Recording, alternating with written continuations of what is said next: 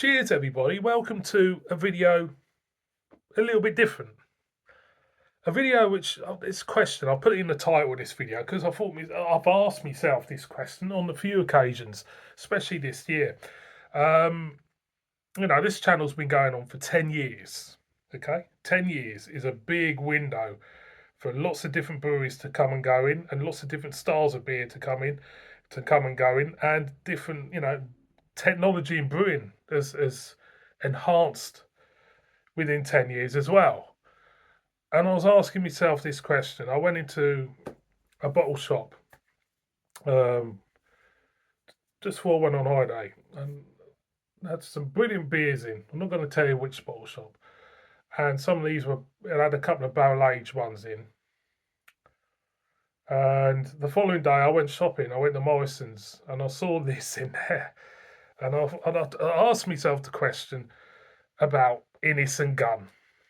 There you go. I've got a beer. I've got a drink while I'm doing this video. This is a Caribbean rum cask. And the question I asked myself: are Innis and Gunn relevant today? Are there beers, from when I first started? I'll just pause while I'm talking. When I first started this channel, I used to watch the likes of Terry Kay.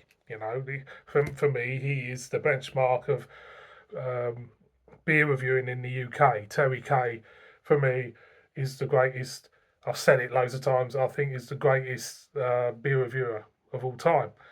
Big influence on me. Go and check out Beer Goggles reviews if you're a big influence on my style of reviewing. Massive influence. And he used to go on about Innis and Gunn, and he used to love Innis and Gunn. And he got me into drinking Innis and Gunn, and I really like Innis and Gunn because their beers were very special. They were different. They tasted different from the rest. They were polarizing beers because not everybody liked Innis and Gunn. I'll be honest. But that was back then, back in you know, early 2012. I started watching Terry Kay, 2011. So at the time, these beers were special. But we've moved on. With craft beer, barrel aged beers, especially I've had lots of great barrel aged beers on this channel, particularly from Sinister and Durham. Brilliant beers. And I look at these now, and are they relevant or are they old hat? That's my question to you. Do you think Innis and Gunn beers still stick out, or do you think that this is a label, a brewery which is in decline?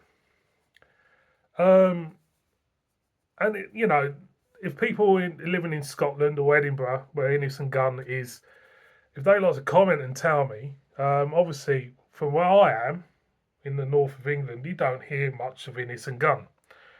Um, I'll give it a little review. It's a nice spicy note there.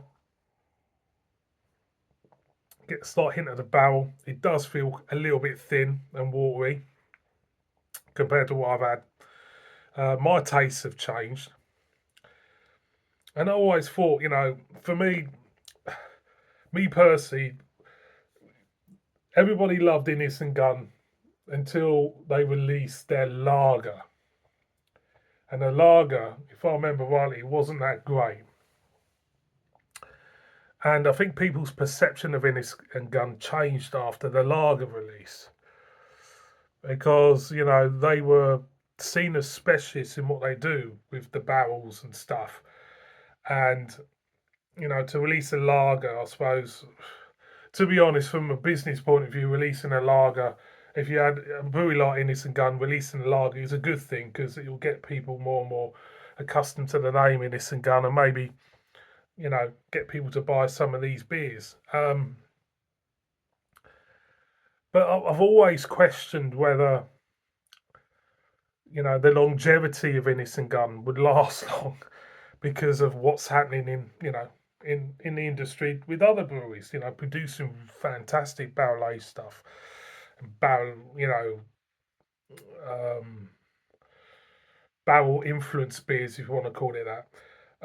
So yeah, I'm asking you, what do you think of Innis and Gunn? Do you think, they are relevant this day and age? You don't really hear of them.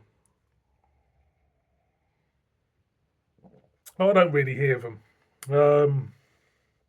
Now, I remember the original Innis and Gunn one I had. I reviewed it on the channel. I did like it. I do still do like the original Innis and Gunn.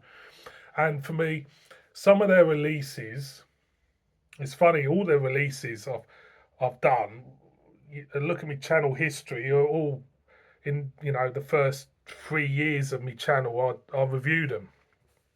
My favourite was the Irish whiskey cask. Um,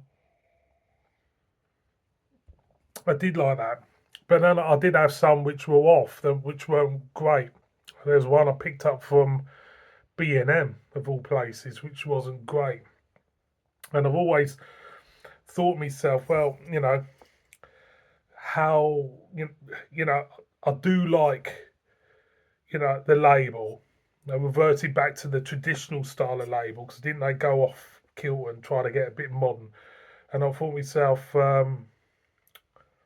whether going back to the original label, which I really like, was the way forward from going back, without, taking a step back, then moving forward, because there's a brand loyalty maybe to them. I did manage to pick up some box ones, which were in Aldi at one Christmas, cherrywood ones and stuff, which I quite liked. But now we're back in 2025, and this not still doing it. Mm, Me personally, they're not as prominent on the beer map now than they were back then. People's tastes have changed. There's a different generation of beer drinker coming through. I think that could be a threat to them. So for me, do I think they're relevant now? I don't think they are. I think it's different now. I think a moment in time they were pretty relevant, and they were. It doesn't feel like a cutting edge beer to me now. It feels a beer